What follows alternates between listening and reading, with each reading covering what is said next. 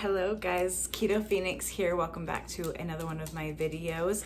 Real quick, if you're new here, I basically just make content related to my health journey through the ketogenic diet. I call it my health journey because, yes, I want to lose weight, that's part of it, but it's so much more than that. If you're interested in more information on that, I do have a video that I will link down below in the description that talks about my 9-year journey with keto, and that kind of explains to you why keto was basically my choice. As is in the title of the video today, we're going to talk about our New Year's resolutions for the year 2025. Real quick, I've got my hot cocoa here, so if you got some hot cocoa, sit down and chat with me. That would be great. Pause right here, go make yourself some hot cocoa, and then come back and join. That's so good. Some people don't like resolutions, for all varying reasons. I don't want to give everybody's reasonings. I've heard several. A lot of them are mostly that it gets depressing because they make these resolutions and then they can't stick to them, and then it depresses them and it causes emotional spirals, which I totally get. For me, stress fracture in my foot that has prevented me from running the last few months, and it's sad and it's hard, and although I know I'm not responsible for it, it's just something that happens. It's still been a battle for me, and I've had to battle through not being able to run. Luckily, I have a wonderful, supportive husband, children, and friends that have really been helping to get me through it. So a quick thank you to them who've just been the biggest of supports and have been there to listen to me whine about not being able to run. None of them are runners, by the way. I'm also sitting on the floor next to my tree, so you might see Taya in and out of this video. So she thinks it's playtime because I'm on the floor. For me, resolutions are not so much about things that I need to accomplish in the next year. They're things that I kind of just want to do. They're like wish lists, bucket lists. I believe going into your resolutions, the things that you want to do for the next year, it all depends on your outlook. I like thinking about my resolutions because they help me reflect on the past year. They help you look deeper into yourself that maybe you wanted to do, but you couldn't do, right? The reasons behind them maybe. When I was reflecting on my resolutions for this next year, I thought about the past year, and because, some of these are similar, and I didn't complete them last year. My thoughts and opinions on why I felt I didn't get them accomplished, and helping to guide myself to maybe help me complete them this year. Say you pick a resolution that you want to lose weight. Of course, it doesn't pan out. You don't make it, for whatever reason. You get down on yourself and you get hard on yourself, which, 95% of people that do resolutions for weight loss, they do lose some weight. Do they get to where they wanted to go? No, but they lose some weight. I believe any step forward is a step forward. It's progress, right? And anything that gets you a step forward is worth doing.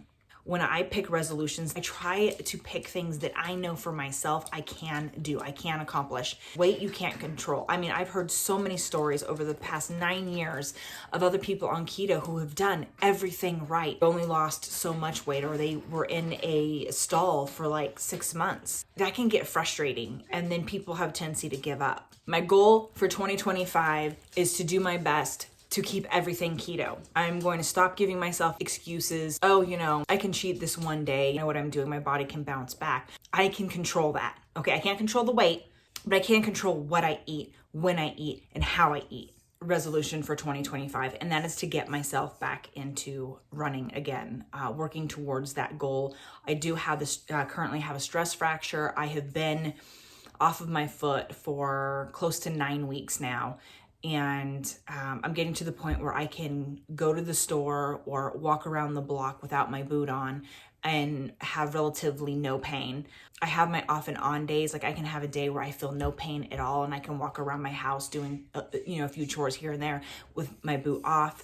And then I have days like today where it just aches and I don't I don't get it, but I've got my boot back on and I've been wearing that all day. I'm just playing it day by day at this point, is just to get my foot healthy and be able to run again. I don't want to give myself a distance goal because I don't want to get disappointed. So if I say I want to be able to get myself up to at least a half marathon goal by the end of the year, if that doesn't happen, because you know what, stress fractures are a pain in the butt. They're worse than breaks, right? Like, and the recovery takes a long time, and I don't want to push myself, and I don't want to hurt myself even more. I don't have control over that, but I can control working towards my running goal again, so that hopefully by 2026, who knows, I could be at marathon level by then. I mean, I don't know, but the point is that by the end of 2025, my run goals will have made a forward progress, whatever that might be, whatever God deems, you know, I will be ready for by the end of 2025.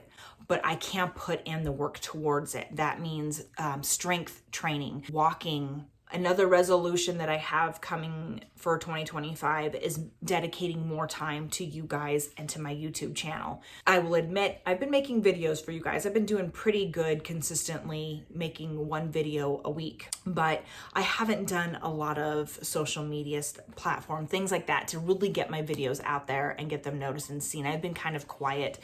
I'm shy, kind of timid. You know, I see a lot of people who deal with a lot of hate on their videos, and that's kind of scary. And I think in some ways that has held me back from really trying to go for this. It's not that I don't have faith in myself. I am going to just let that go. I love this channel. I love talking to you guys about keto. I love helping people. I love talking about running. Put more time and effort into the social media platforms that will help me grow my YouTube channel and reach more people. For 2025 is my book. I wrote a book. It's pretty much done. I have been holding on to it for years. Fear of, what if I get rejected? What if nobody loves it? You put a lot of your heart and your soul and a part of who you are into every character that you create. It's like you're being failed, like they're failing you, right? Like you're not good enough. Your book's not good enough. So then you feel like you're not good enough. This is all just part of the process. My husband tells me this all the time. I mean, Harry Potter was denied over 200 times before it got published. And look at it now. It is one of the biggest book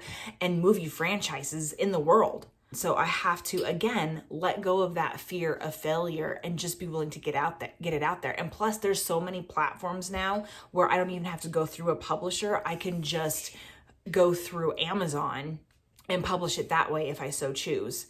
My last resolution that I have for 2025 is focusing more on my art. I wouldn't consider myself the best artist in the world. I have never put a lot of effort into it either. Art class in high school, it was my senior year, and it was only one semester. And that's the only art I've ever taken. I actually want to dedicate more effort to my art. And I don't mean by doing what I've just been doing, and that's just sitting down and drawing. I want to take some online art classes to help me build more skills. I know it's going to be probably a little bit more difficult for me than it is going to be some people, because yes, I am in my 40s, which means I've accumulated my own art habits that teachers probably wouldn't agree with. But I know I'm going to get more from it than not doing it at all. I want to give my art a chance to grow. My hope is to get my daughter to do it with me. 2025 is going to be a year where I do a lot of focusing on me. There's a saying that I love: you can't fill a cup when you yourself are already empty. In order to be able to fill the cups of those around you, you need to have something to give. In order to do that, you need to give to yourself a little bit. Even if it's 5 minutes, I know that it can be hard to find time. Maybe you don't have time for a project or something, but even if you get 5 minutes to do something, you got to do that. So that concludes my resolutions for 2025. I want to end it by saying that I am starting a challenge. I should say restarting a challenge, because I attempted it before, but so much had happened around the time I started the challenge. I'm starting January 1st. I'm going to start the 90-day soft challenge again. And I have talked about it in some of my previous videos. Basically, it's just you have a set of rules, a set of guidelines that you follow. One of those is just eating healthier, whatever that would mean for you, making the healthier choices. So if you have a choice between eating a Snicker bar or eating a healthier version, like maybe a sugar-free chocolates. They have the Lily's chocolates. No alcohol, which for me is no problem. I don't drink. Another one is reading. You have to dedicate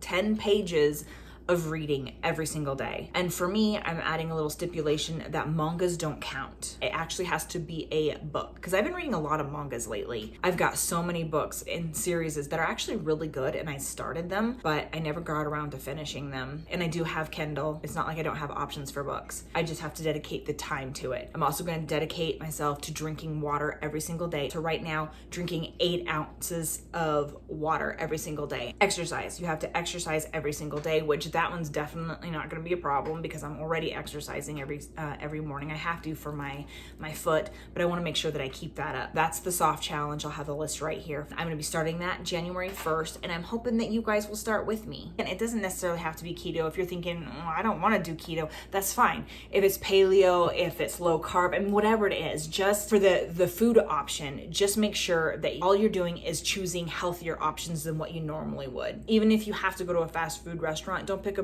burger, do a salad, right? Or do a burger without the bun maybe. It's all about just replacing some of the bad choices with more of the good choices. For me, it's gonna be keto. I will be keeping updates for you guys on that.